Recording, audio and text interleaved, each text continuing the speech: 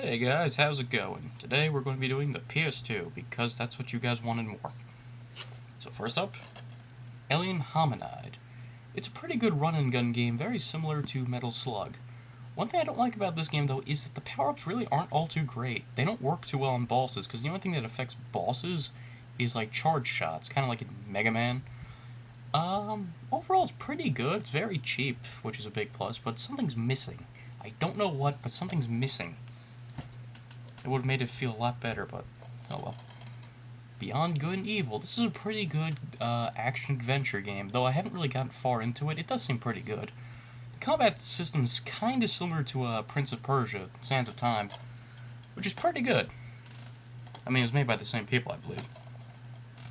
Clock Tower 3. This is a survival horror game in which you really don't fight back too much. You mostly just push the enemies out of the way or throw holy water on them to stun them for a bit. It's not too bad, but the controls are weird. It's like it's kind of stuck between Resident Evil's tank controls and free-roaming 3D. It's kind of weird. It doesn't really mesh. I would have preferred just normal 3D controls, but it's really not too bad. I mean, it's not like Shenmue. I couldn't stand Shenmue's controls. Crimson Tears. This is a good mix of genres. It's got RPG stats, it's got mainly beat-em-up fighting, and it's got dungeon crawling. It's got everything going on, and it all meshes pretty well. Though I'm not really a huge fan of beat-em-ups, so I didn't really play it too much, but if you like beat-em-ups, you'll probably really enjoy this game. Crimson C2. This is kind of a button masher. It's not bad, but I can't really see myself playing it. If you like the first one on Xbox, that one probably more up your alley. Or if you like the Koei Dynasty Warriors games. Devil May Cry 2. I just haven't been in the mood for another DMC lately. I mean, DMC 1 and 3 were really great, and I heard the second one was kind of god-awful, but my friend loves it, so can't be too bad. I'll definitely play that, just right now I'm not feeling DMC.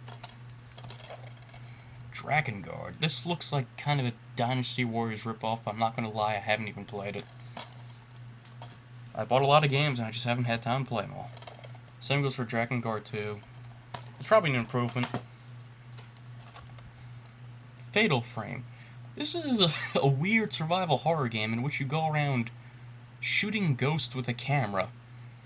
When I first heard that, I was kind of leery about if it being any good or not, but I decided to try it out, and it is pretty good. Though I can't say it's scary. I mean, it says on the back, scariest game ever. I guess if you're scared of just things coming out and going, boo, if that scares you, then you'll be terrified. But as a game, it's not too bad, but I hated how the puzzles kept repeating. They never really tried anything new. So the puzzles just got boring.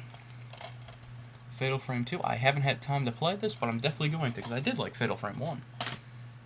Heard the second one was a great improvement, like, all around with everything. Final Fantasy 12.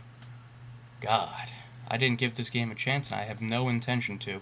I mean, the first problem I had wasn't even with the gameplay or anything. I was watching the sequence, and seeing this big battle going on, all these guys with swords and shields, normal medieval shit, and then I see all these giant flying things with gun turrets, and I'm thinking, they can make these big-ass fucking ships with gun turrets, and yet they can't make fucking rifles for their troops? I mean, come on! What dickhead came along and said, swords and shields are a lot better than rifles from long range?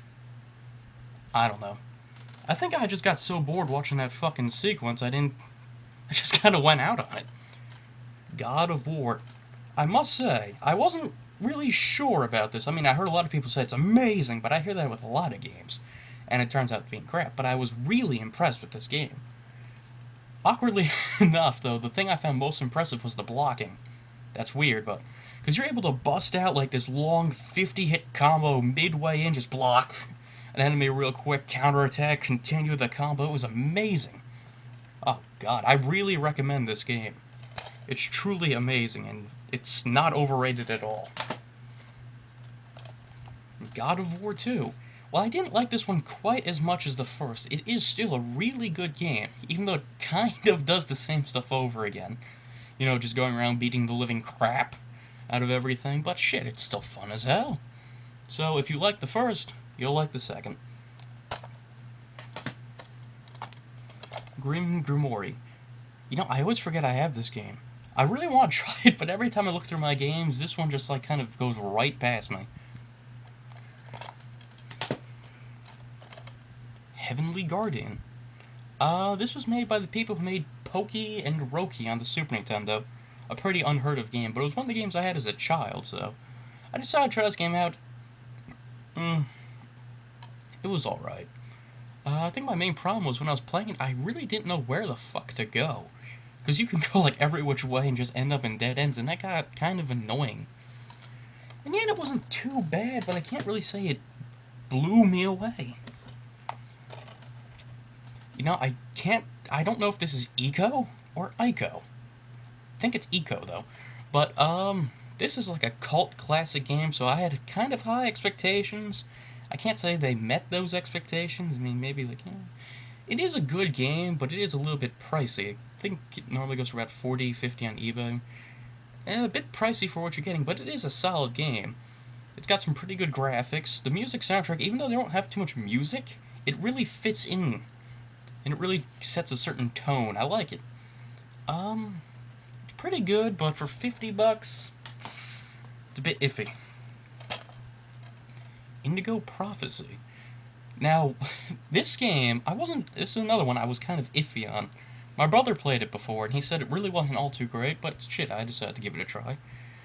And it's kind of interesting. It's very, very big into just telling a story, not really any action at all. The action's actually played out kind of like in Simon Says, with the two analog sticks. It's awkward. But my main problem with this game was that the game just started off too good. I mean, the beginning scene is the best scene in the whole fucking game. And after that, it just kind of dwindled down and just never caught back up to how great that scene is. The first scene really, it was good. You should really watch it. I'm sure it's on YouTube. Jak and Daxter. There was a reason I didn't buy this one, and I still have 2 and 3. I didn't really like this one. It's very, Crash Bandicoot-y.